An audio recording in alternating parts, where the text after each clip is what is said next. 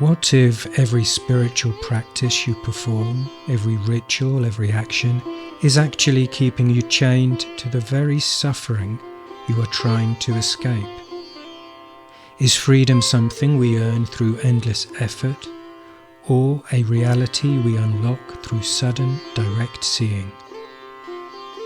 A brilliant young scholar once stood at this exact precipice, having mastered every sacred text, yet remaining completely paralyzed by his own doubts. That young seeker was Sutikshana.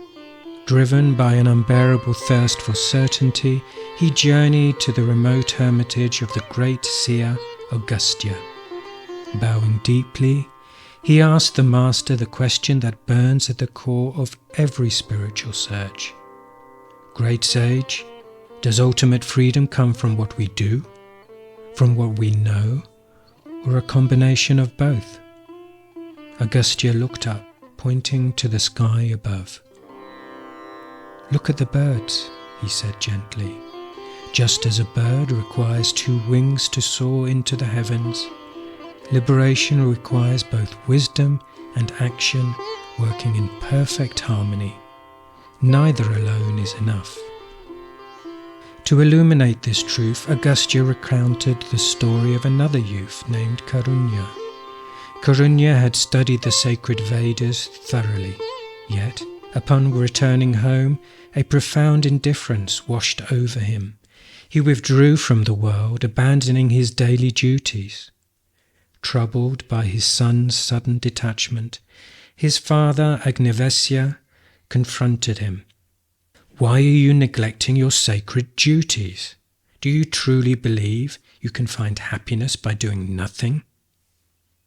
Karunya replied with quiet resolve, "Father, rituals, wealth, and worldly pursuits cannot bring ultimate freedom. Liberation comes only from realizing our true nature. So why continue with these empty rituals?" Agnivesya did not argue. Instead, he offered a story promising that once Karunya grasped its deeper meaning, he would be free to choose his own path. High in the sacred Himalayas, where the divine waters of the Ganges and Yamuna meet, lived a radiant celestial nymph called Suruchi. Looking into the sky, she spotted a messenger of Indra, the king of gods, speeding past in a grand chariot. Curiosity sparked, she called out to him, asking where he was headed. The messenger paused and shared an extraordinary tale. He had just come from the Gandhamadana mountains, where King Aristonemi, having renounced his vast kingdom, was undergoing intense spiritual austerities. When Indra learned of the king's extreme penance, he dispatched the celestial chariot accompanied by divine musicians and dancers to invite Aristonemi to Amaravati, the heavenly city of the gods, to enjoy endless celestial delights. But when the messenger delivered Indra's invitation, the king did not celebrate.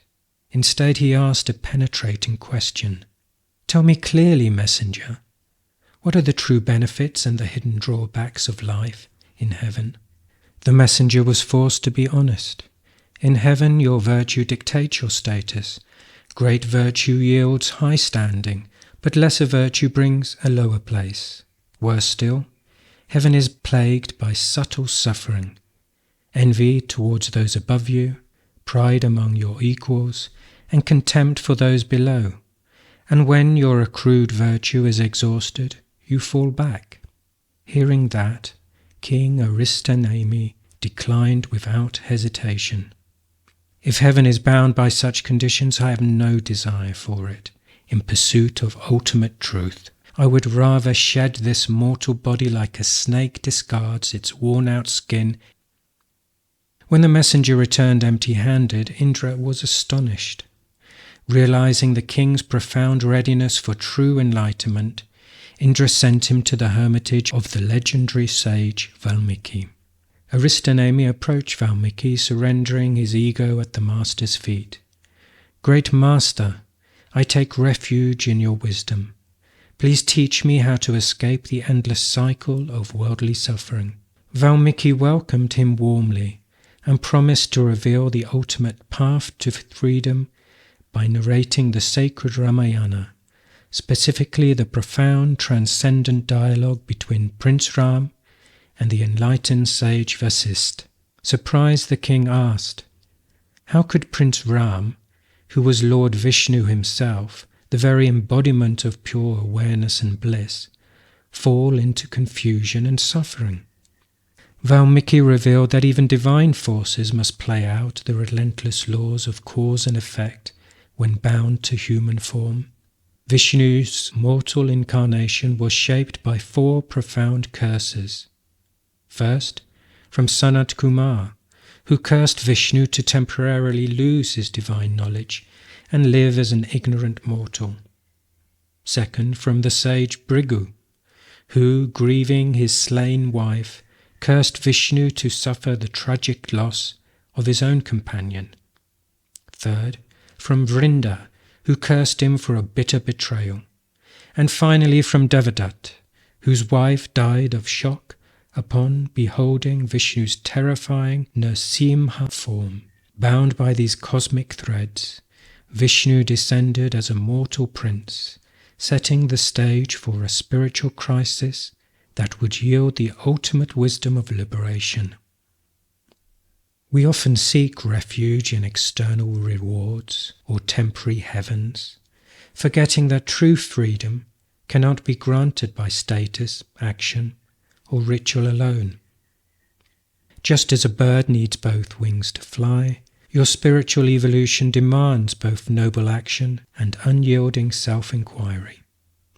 When you stop chasing the transient pleasures of the world, the door to absolute liberation quietly opens within.